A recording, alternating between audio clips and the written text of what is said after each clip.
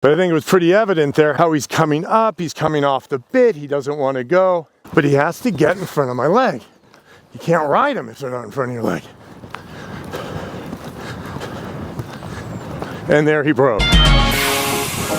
Hi, I'm Germán, and this is Elior. He's been with us just about a year now. He had a different career before he met us, and he does not like to stay in the canter. And Amelia gets a lot of questions about how do you keep them staying in the canter when they break a lot. And he's the first horse that I've really come across that just doesn't stay in it. You know, mostly, especially like with young horses, you know, they lose their balance or something and then they break out of the canter because of a loss of balance.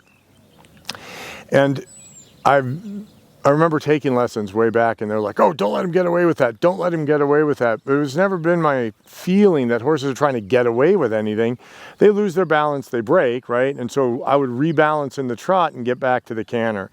This horse, he just says, no, I'm not going to canter, you know. And so I have to approach that a little bit differently. I really send that canter on. And I'm going to show you how we do that. I'm going to be doing a long side lengthening and then a circle, like it's out of the first level test. And so I'll lengthen down that long side, make the 15-meter circle. When I do the 15-meter circle, my body does a thing to make him make that turn. He'll feel my body do that, but the circle's actually going to make him come back and carry the weight. So, and then the sending him on the long side helps get him going more forward. So off we go, we'll give it a whirl. There, he just wants to get long. I want him to stay round in that transition, and so I've got to supple, and add the leg. I want him leaning on my hand. I want him taking the weight behind, and that's why the suppling is I put my leg on. Okay, so here we go.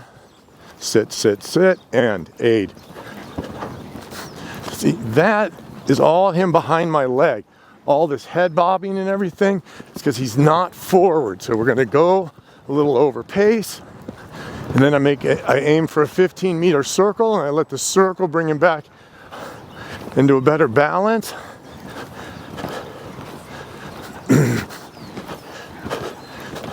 Leg, leg, leg. And that's him wanting to break right there, and I sent him on. And we push it. Just cover some ground. I make the circle. That brings him back a bit.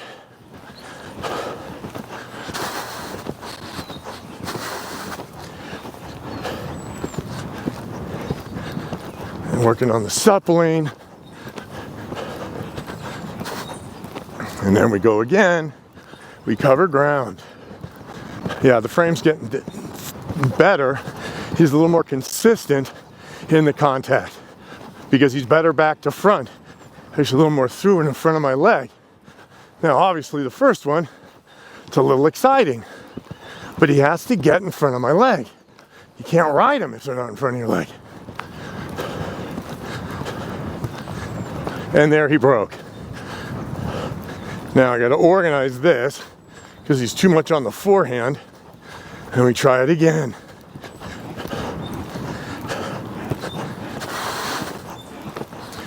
And we send him. There.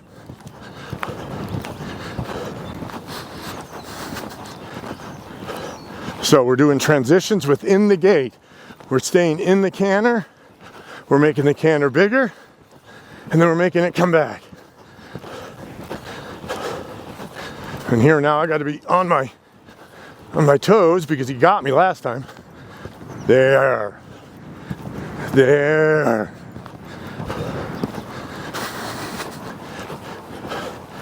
And normally I do 3 because 3 is a magic number. But he got me, so then we had to do a few more. And then, good.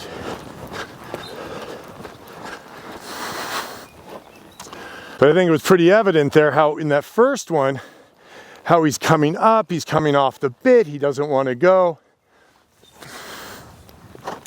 And as I repeated it, he starts to come more from behind. even though it's a little overpaced at the moment, it does connect him back to front. And then the circle helps bring him back into better balance. And then later I'll be able to do that with my aids. But right now I'm just using the school figure to get it done. When he did the trot transition on his own, I don't want him doing things without my input. So when he broke to the trot, I had to ride that on forward and get right back into the canter. I just couldn't do it right away because I didn't ask for that trot transition. So he fell out of the sky, he was on the forehand and running fast. And so I had to rebalance that, then get into the canter, and then reschool that exercise and keeping him on my age doing what I want. And then when I go to the trot transition, that it's my idea. I don't want my horses to just get to break, right? So let's say you fall out of the canter, you lost balance, you break to the trot, and then you think, okay, I'm gonna stop and regroup and then start again. You have to fix it on the fly. Because you're teaching your horse. You're always teaching your horse. For good or for ill, you always teach your horse. So if the horse makes a decision to come out of the canter, breaks to the trot, and then you go to the walk because you've got to get your mind right, then you've just taught him that when he breaks out of the canter to the trot that he's going to walk. So you ride on, as the British say, you crack on and you solve it on the fly. So that was why I went back and redid that transition. And so then another point about the transitions down, right? Dressage is letter perfect, but you need to worry about how you do that transition before you worry about where you do that transition. And the reason that I chose C at that particular moment was I was out of a corner, he was super balanced, and I could keep him on all four legs in that downward transition. He felt balanced, and so I asked then. It wasn't that I was trying to do it at C. That comes later. When I know that I can do those transitions the way I want to do them, then I start putting them where I want them to be. But first I worry about the how, then I worry about the where. All right, we're gonna do this to the left now.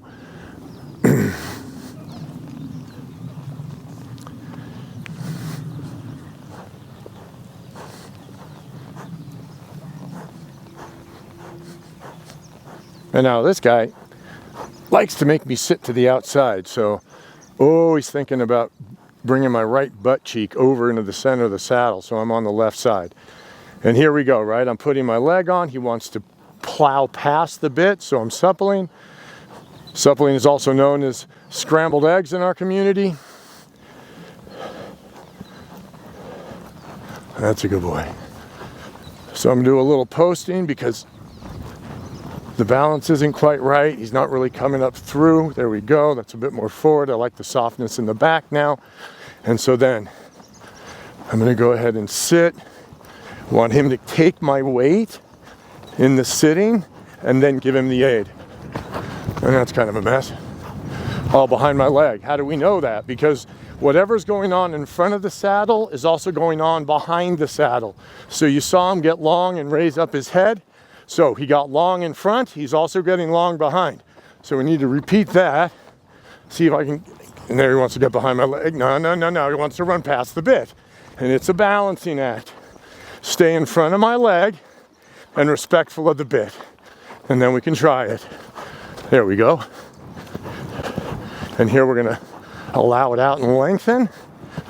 Transitions within the gait, and then the circle. The circle itself, for him to make the circle, he has to adjust his stride length. I don't have to do anything. I tell him to go and turn. He figures out where he's got to be with his feet and his balance. So even in the turns here, I just turn him, face him there, send him there. He learns it. Now I free myself up, we cover ground, and now the circle's going to bring him back. And also, as you do the exercise, they start to get familiar with it. And so they start to adjust their body accordingly. And then when it becomes much more familiar and more reliable, you get to start doing it in different places around the arena. Alrighty. See, I'm just sending him, pushing him. I push him on the line and steer. He figures out what to do with his body. And now for a change of pace, I'm going to do the transition down on the long side here.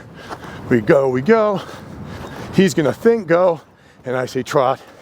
And that transition is quite good because it's forward and downward. And we'll do the same here, forward, downward. Okay, so those are some of the things that I do on horses that tend to not want to stay in the gate or are too slow, sluggish when we get started. I hope that was helpful, and thanks for watching. Bye now.